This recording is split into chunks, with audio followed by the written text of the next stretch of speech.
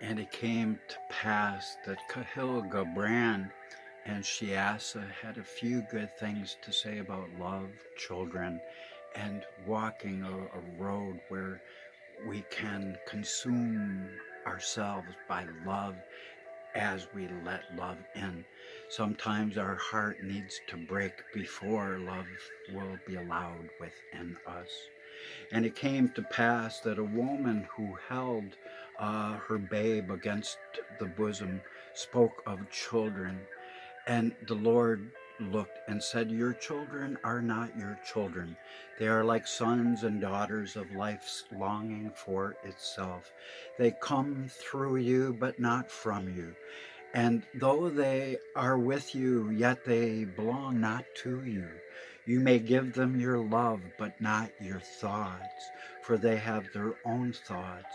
You may house your bodies, but not their souls, for their souls dwell in the house of tomorrow, which you cannot even visit, even in your dreams. You may strive to be like them, but verily, verily, but you should seek not to make them like you. For life goes not backward, nor does it tarry with yesterday. For you are like the bows from which your children, as the living arrows, are sent forth. The archer sees the mark upon the path of the infinite, and he bends you with his mightiest might, that his arrows might go swift and far. Let your bending in the archer's hand be for gladness overflowing. For even as he loves the arrow that flies, so he also loves the bow that is stable.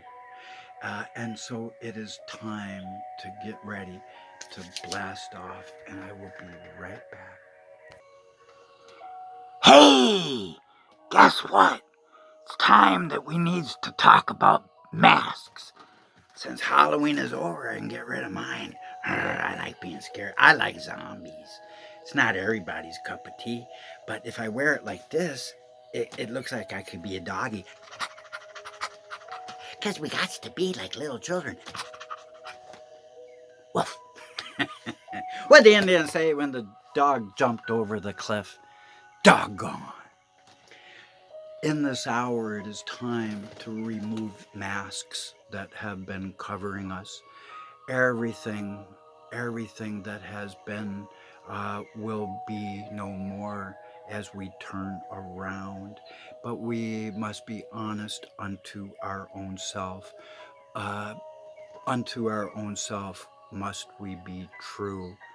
And where is my glasses? I always forget to grab my glasses. Oh, right there. Far, far away. It's a good excuse when I bend over that. I need that exercise. There we go. That's even a little better. And so it is that we have wore a mask, and we must put on the mask of a child to try to have the innocence of a child. We don't have to like everyone in the world. We can dislike people, but yet love them. And so it's time to realize that we have all wore masks, and a mask has only been our temporary identity. You could say that the mask is never actually part of the wearer. It is something that the person wearing it puts on, but it's not part of that one who wears it. Could Jesus Christ Almighty, the emancipation of God and freedom for man, be a respecter of people? Could he love some more than others? Romans 2:11 says there is no respecter of persons with God. He does not give a hoot if we pollute. He does not give a hoot if we are bad. He would prefer us not to be, but he loves us even when we are. And people need this understanding. It is detrimental to the survival of our species to realize that there is a promise in the Word of God a covenant that is a legal binding contract between God and mankind. And in this hour, I have been chosen as the latter day Daniel of Daniel 12:13, who has given the covenant to Israel, Jeremiah 31:1, for the latter days, and Jeremiah 32:27 to all mankind.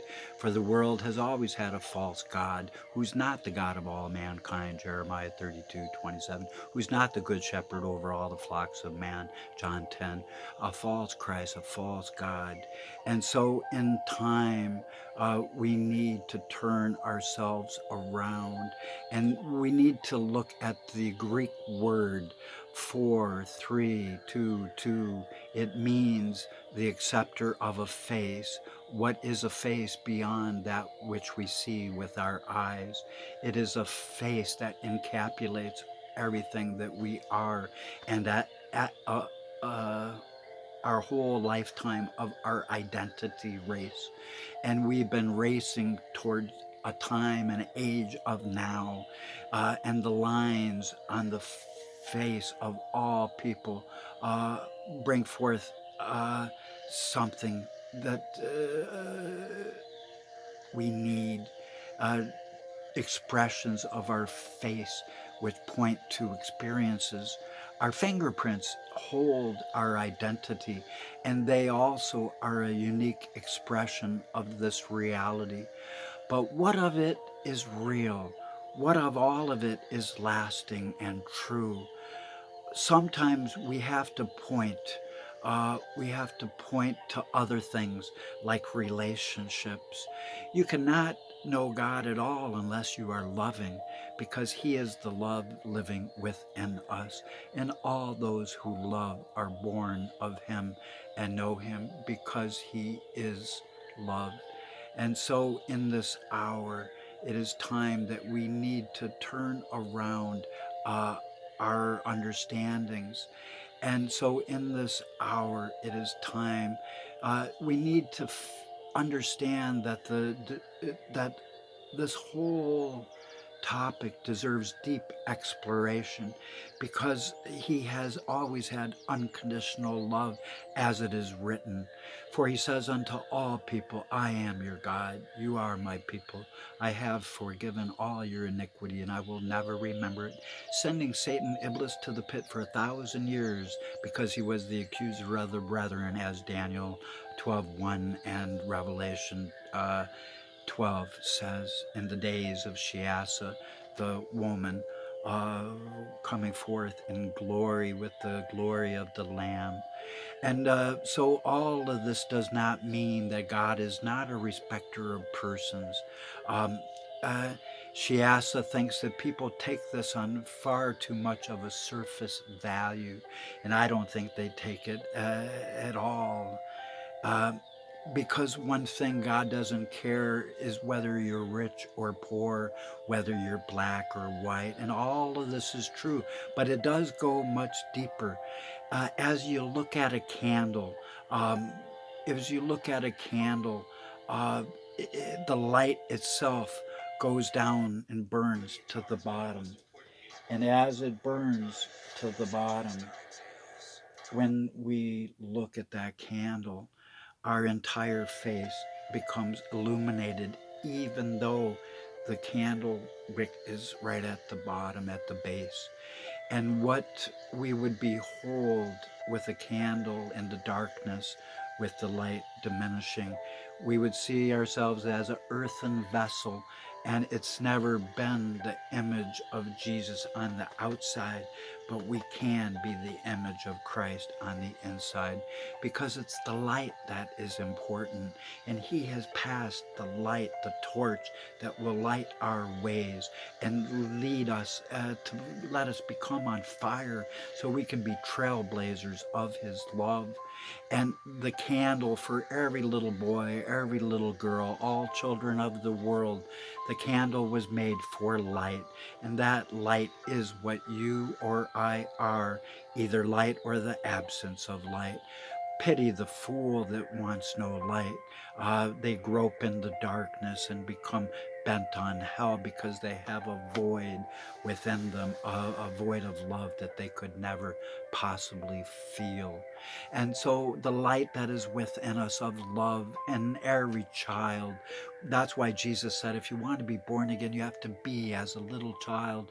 You have to refine that or be born again of the innocence of keeping your love alive. For if you let your love wax cold, then you would be weeping and gnashing of teeth, cast out by the unforgivable sin of uh, going like this to love and kicking love out of our chests. And all of this is far beyond persons, far beyond our own identities, far beyond our names. This is a law of God, and it is unbreakable. All those who love are born of him and know him. Every single person, I don't care what religion or none that people might have. This is the word of God. And in this hour, we need to look at that light because it takes us far beyond our occupation, far beyond our relationships and titles and status, and far beyond all things that really make a person. And is that thing, that God, is it? It is what it is. He is the light of love. So ask yourself, what happens if you blow out your candle? And so if you blow it out, nothing, no more. Then there's no more image. You're sitting totally in the dark. There's no form, no nothing but the light itself. And you might say that where is that light? Because if it goes out, everything looks dark. Nothing is revealed any longer. But verily, verily, Shasta says, she says, who is the one that notices the darkness? Who is the one that observes that there is nothing to observe? That is the light within you, and it is time that we observe that light and call it for what it is. And as we try to be as a little child, it's time to reverse our curse. And as we do that, happy days, joy is an inside job, and it is just ahead if we will go to happier days. And so in this hour, I welcome you to this Kingdom Age channel, for God has removed Satan for 1,000 years, just as it is foretold in the days of the lady, of the latter day lady of Revelation 12. And so in this hour, it is time that we all walk a better life. And as we do, the Lord will make new ways and make a way for us where there has seemed to be no way at all. And I'm just going to Google one thing, quotes on children, because the truth is, we need to understand what it means to be as little children. And because if we would do that, then our way in this world would be so much better. And know that the soul is being healed by being with children, because children are infectious and they infect us with joy, reminding us of our happier days. Children are the hands by which we can take a hold of heaven, for it is written, a little child shall lead us in these latter days. For we must now beat our sword into the sickle to learn the ways of war no more, which means changing our conditional love that has never truly been love. If love is not loyal and dedicated and faithful and kind and patient, long-suffering, it is not love at all. So it is time to see that there are no seven wonders in in the world within the eyes of children. There are 7 million wonders in the world, and we must touch our children to dream with their eyes open. And as I turn the hearts of children to their parents, I'm telling them you got to have real love, in spite of kind of love, and love them throughout it all kind of love, not a if kind of a love, a because or a why kind. Conditional love has never been love at all. And this is what we need to understand, because the veil of love has now been ripped from off all nations of the earth, from off this latter day mountain of Isaiah 25, covered with meat. Who will come and feed the master's household meat while the master is away? The Lord said of his Elijah, the latter day Daniel of Daniel 12:13, who has embraced that destiny. I am Shiloh of Genesis 49:12, with one whose eyes have been red and dull of wine, red from THC and dull of alcohol. But I quit that a couple months ago. I'm proud of myself. But I am the alcoholic of the writer of the Flying Scroll that had barf covered on himself in front of the great white throne in Zechariah 4. And so it is this time that we need to teach our children about life, because our children teach us what life is about. And every child has been born a genius. We abort our uh, goodness as we allow our hearts to become embittered. Our hearts can become better or bitter. So we need to have them become better, and that is by becoming as a child again.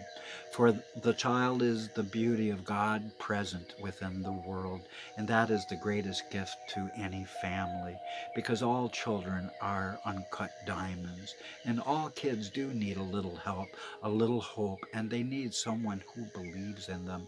For a child's mind isn't a container to be filled, but rather it's a fire to be kindled, to keep our candle lit so we do not quench the darkness. A person's a person no matter how small, Dr. Seuss said.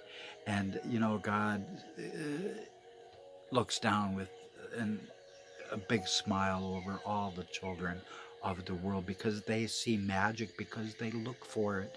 And children are happy because they don't have a file in their mind called all the things that could go wrong. They're not worried about Murphy's Law. If it can't go wrong, it will, it does. They can't see far past today's playtime. And when we keep our child wild, uh, we need to have them be a little wild so they don't have to grow up too fast, because to grow up is to be like sheep, to go astray from the land of the living, as we venture off into the land of the walking dead, where our once verb-like, childlike love has just become a noun, going nowhere any longer. So children are not things to be molded, but they are people to be unfolded. And it's time that people need to play, and they need to give children a chance to practice what they have been learning. And the best way to make children good is to help them to be happy, because more than ever in this hour of love's exploding power, as he pours out his spirit upon absolutely all flesh, as Joel 2 and Acts 2 said would happen in these latter days, we need to see that more than ever, children need opportunities to be in their bodies in a world. They need a jumping rope, a bicycle. They need streaming, hopping, and fort building. That's the kind of engagement they need between the limbs of their body and the bones of the earth, where true balances and centeredness and balance emerges. And so in this hour, before I go, last thing I'll say is that every child has been a different kind of flower, but altogether the children of this world make much more so than the adults. They are what makes this world truly, indeed beautiful. So if you want to be beautiful too, make it yourself like a kid. Uh, be like me. I watch a lot of cartoons. And I don't care if it's Pinky and the Brain. That's my favorite because I'm going to take over the world, Mr. Moore, if the lawless one of Revelation 13 ever gets wind of this. But one thing for sure, it is time to realize more than ever that if there's anything that we wish to change within any child, we should first examine it and see whether or not something could be better changed in ourselves first. We need to become the change that we'd like to see in the next generation. And unless the hearts of fathers turn to children and children to fathers, this world will be totally destroyed in these days that are exactly like the days of Noah. So if we will not wake up, then we're going to be keeping on a really devilish looking mask. Halloween's over. Wake up. True.